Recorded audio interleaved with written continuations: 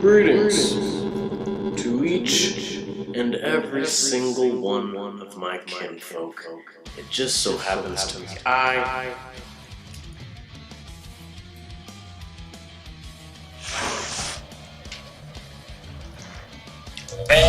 am Rudy Rowe, proud representative of the highest order.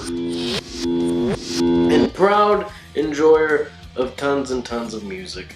That's why we have this little episodic series, Baked Listening, where I tell you about some dope shit I've been listening to while being baked, while simultaneously getting baked at the same time. Who the fuck else does that, huh? I don't know.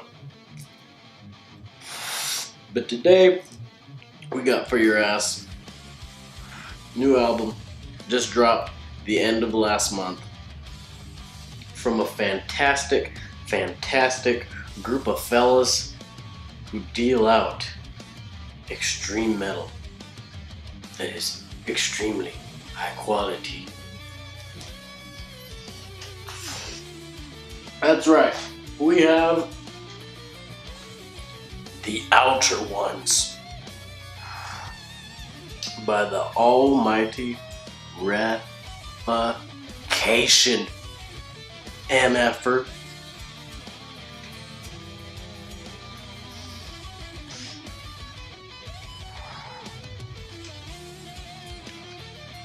This being, I don't know, it's like their 6th, 7th album, something like that. Revocation. They're a band that is known for their seemingly relentless pace as far as touring and releasing albums goes. They are very heralded for their thrash metal chops. But as of late, we've been seeing more and more death metal Infuse itself into the sound.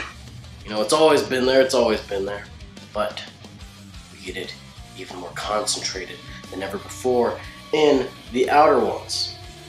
Now, don't get your panties in a bunch if you're here for the progressive thrash, because it's still there in spades. It's just that everything takes a much darker tone, and the riffs, they be fucking heavy. But if you like some complicated phrasing, you like yourself a little bit of jazziness sprinkled all up in your metal, they're giving that to you as well. Let's go into the personnel on this number. We got ourselves, as always, David Davidson, very hilarious name, on guitar and vocals. We got Dan Gargiulo on guitar and vocals as well. We also have Britt Bamberger on that bass, and Ash Pearson slamming on them drums. Majority of the music being written by Dave Davidson himself, who just so happens to be a guitar teacher and also an aficionado of exploring many other genres.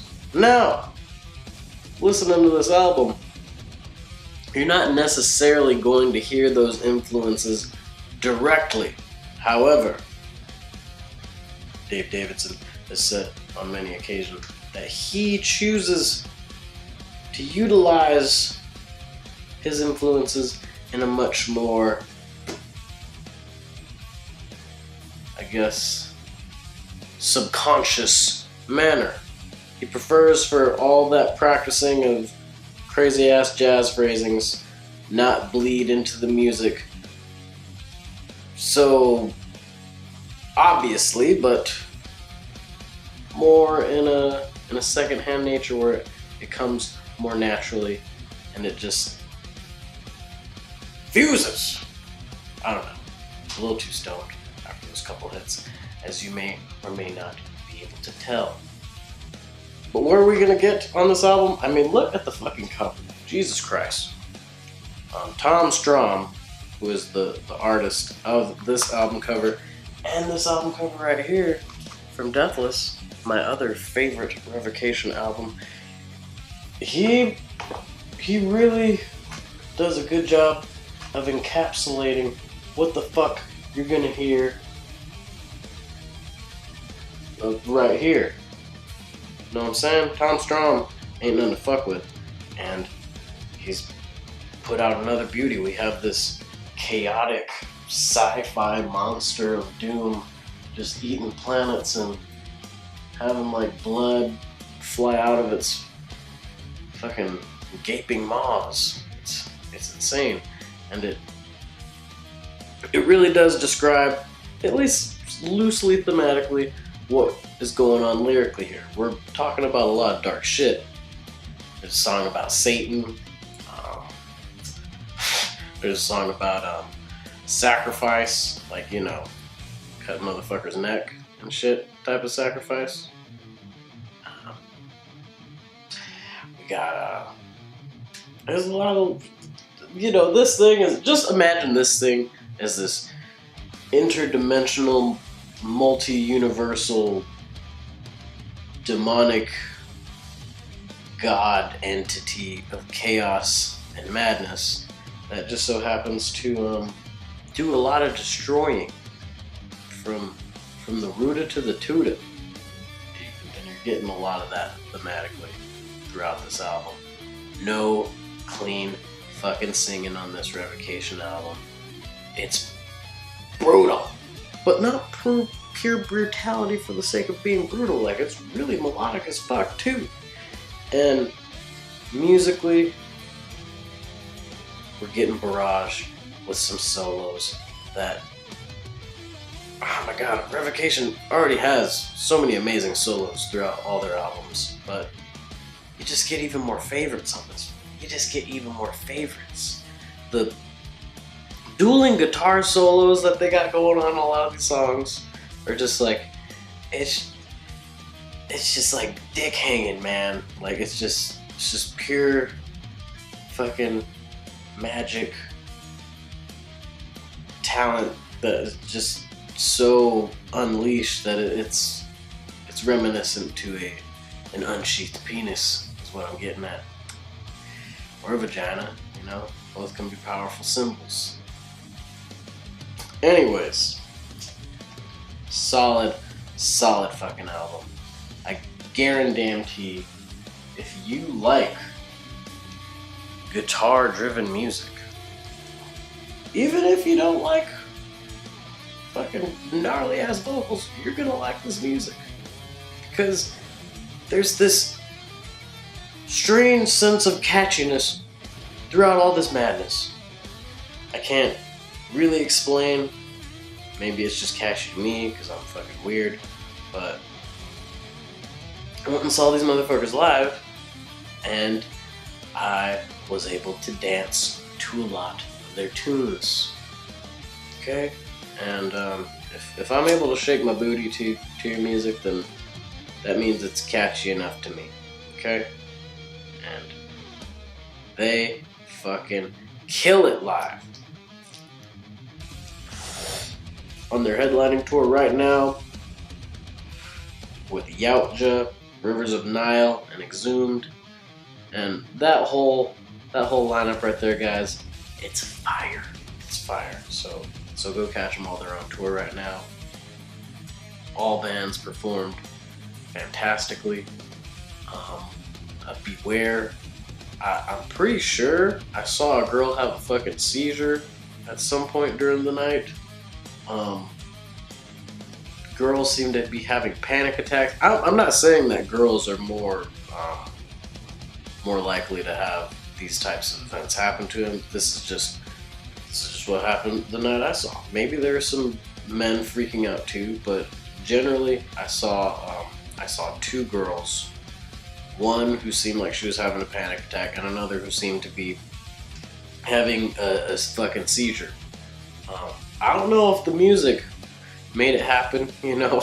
Could have been a number of things coalescing and making those moments happen, but holy hell, was that shit pretty crazy to see while this crazy ass music was being played live.